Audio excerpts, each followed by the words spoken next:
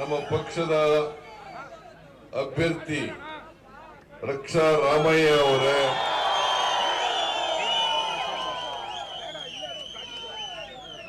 ನಿಮ್ಮ ಉತ್ಸಾಹವನ್ನು ನೋಡಿದರೆ ನನಗೆ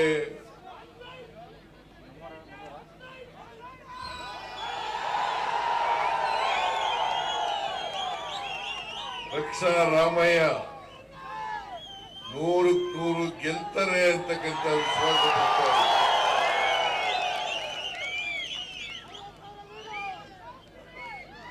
ರಕ್ಷಾ ರಾಮಯ್ಯನವರ ವಿರುದ್ಧ ಒಬ್ಬ ಭ್ರಷ್ಟಾಚಾರಿ ಸ್ಪರ್ಧೆ ಮಾಡಿದ್ದಾರೆ.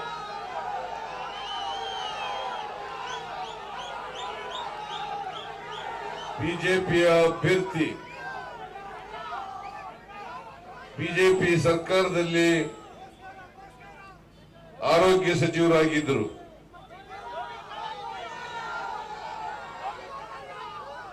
ಕೊರೋನಾ ರೋಗ ಬಂದಂತ ಸಂದರ್ಭದಲ್ಲಿ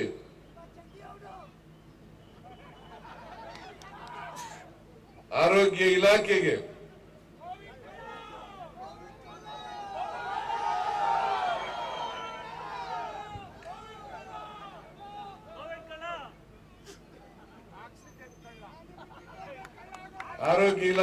ಕೊಂಡ್ಕೊಂಡಿರ್ತಕ್ಕಂಥ ಸಾಮಗ್ರಿಗಳು, ಕೊರೋನಾ ರೋಗಕ್ಕೆ ಅತ್ಯವಶ್ಯಕವಾಗಿ ಬೇಕಾಗಿದ್ದಂತ ಸಾಮಗ್ರಿಗಳು, ಅದರ ರೋಗ ಬಂದಂತ ಸಂದರ್ಭದಲ್ಲೇ ಲೂಟಿ ಹೊಡೆದು ಬಿಟ್ಟರು.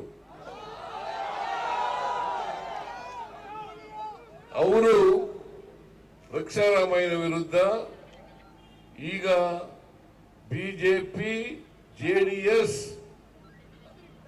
ಹೊಂದಾಣಿಕೆಯ ಅಭ್ಯರ್ಥಿ.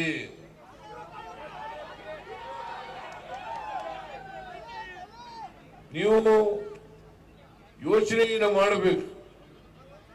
ಅತ್ಯಂತ ಸರಳ ಸಜ್ಜನ ಪ್ರಾಮಾಣಿಕವಾದಂತ ರಕ್ಷಾರಾಮಯ್ಯ ಬೇಕಾ, ಕೊರೋನಾ ರೋಗದಂತ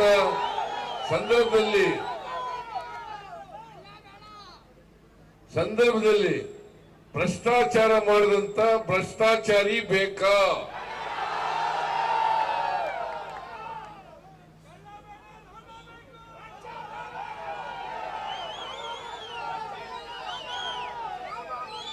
ನಾನು ವಿರೋಧ ಪಕ್ಷದ ನಾಯಕನಾಗಿ ವಿಧಾನಸಭೆಯಲ್ಲಿ ಇದನ್ನ ಪ್ರಸ್ತಾಪ ಮಾಡಿದೆ. ಸುಮಾರು 4,000 ಕೋಟಿ ರೂಪಾಯಿ ಭ್ರಷ್ಟಾಚಾರ ಆಗಿದೆ. ಇದರಲ್ಲಿ ಯಡಿಯೂರಪ್ಪ ಮತ್ತೆ ಆರೋಗ್ಯ ಸಚಿವರು ಶಾಮೀಲಾಗಿದ್ದಾರೆ. ಇದನ್ನ ಜುಡಿಷಿಯಲ್ ಎಂಕ್ವೈರಿ ಮಾಡಬೇಕು ಅಂತೇಳಿ ಒತ್ತಾಯ ಮಾಡಿದೆ. ಆಗ ಒಪ್ಪಲಿಲ್ಲ ಸರ್ಕಾರ,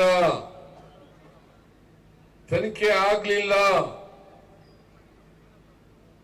ನಾನು ಹೇಳಿದ್ದೆ ಅವತ್ತು, ಒಂದು ವೇಳೆ ನೀವು ಮಾಡದೆ ಹೋದ್ರೆ ನಮ್ಮ ಪಕ್ಷ ಅಧಿಕಾರಕ್ಕೆ ಬಂದೇ ಬರ್ತದೆ.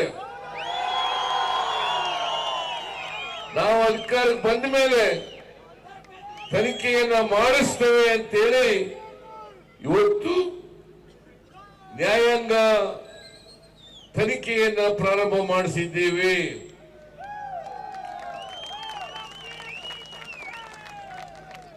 ಈ ಭ್ರಷ್ಟಾಚಾರ ಪ್ರಕರಣದಲ್ಲಿ ಸಾಕಷ್ಟು ಸಾಕ್ಷ್ಯ ಇದೆ. ಅದರಿಂದ ನಾವೇನು ನ್ಯಾಯಾಂಗ ತನಿಖೆ ಮಾಡಿಸ್ತಾ ಇದ್ದೀವಿ, ಆ ನ್ಯಾಯಾಂಗ ತನಿಖೆಯಲ್ಲಿ ಸಿಕ್ಕಿ ಬಿದ್ದೇ ಬೀಳ್ತಾರೆ. ಶಿಕ್ಷೆ ಅನುಭವಿಸಲೇಬೇಕಾಗ್ತದೆ.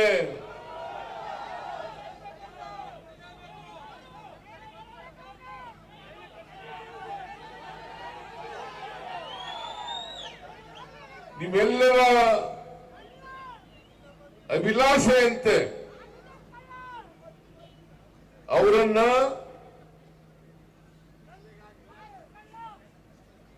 ನೀವು ಏನ್ ಹೇಳ್ತೀರಿ ಅದನ್ನ ಮಾಡೋಣ.